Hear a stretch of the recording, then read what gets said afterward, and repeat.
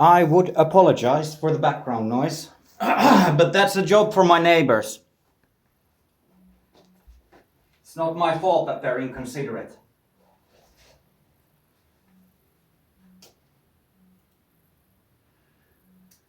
A significant other could be anyone. I prefer those others who don't need anyone to validate their significance. Validation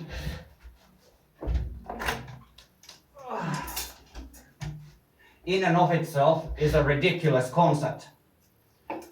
Do your actions have a deliberate negative impact on others, like playing music so loud that your neighbors' rooms shake? Then the others are the ones that should receive validation for the issues with you.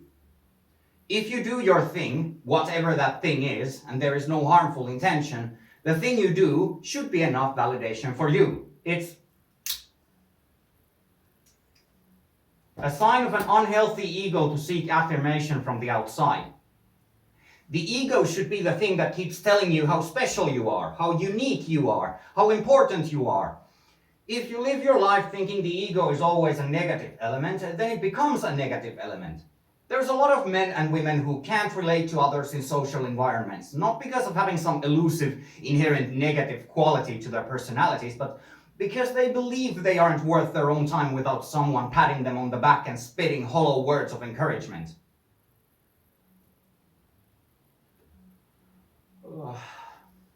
I don't want to make this a personal thing, but I just happen to be a good example of how self-loathing can turn a man into a figurative, emotionally dehydrated husk. I used to be a social butterfly. I had a large circle of friends and acquaintances a decade ago. Now my circle of social interactions is self-limited to staring at a computer monitor. I'm not complaining, of course, but I have 5 people's numbers saved on my phone. For a 30-something man, that's not a lot of people who I could call in a case of emergency.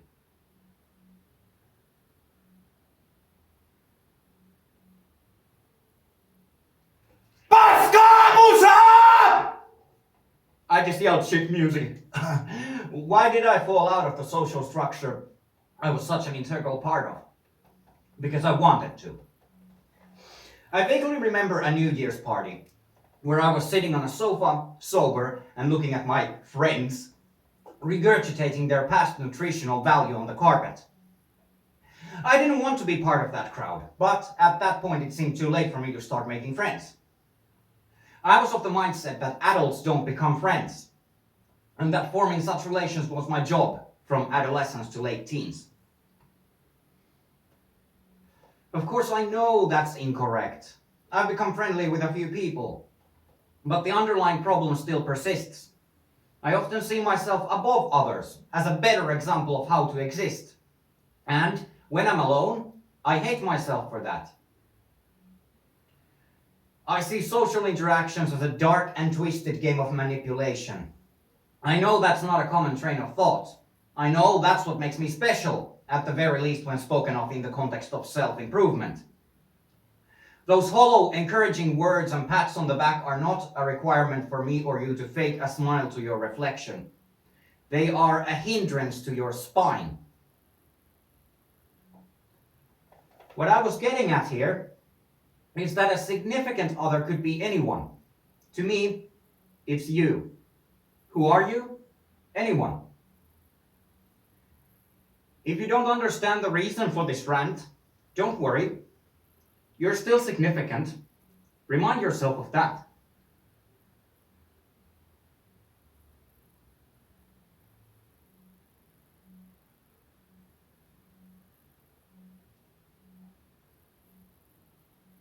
I kind of want to go kill my neighbors.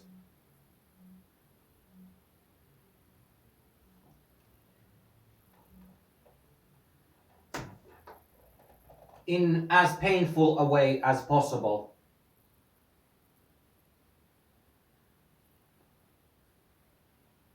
Not because they have bad taste in music, but because they force their bad tastes on others.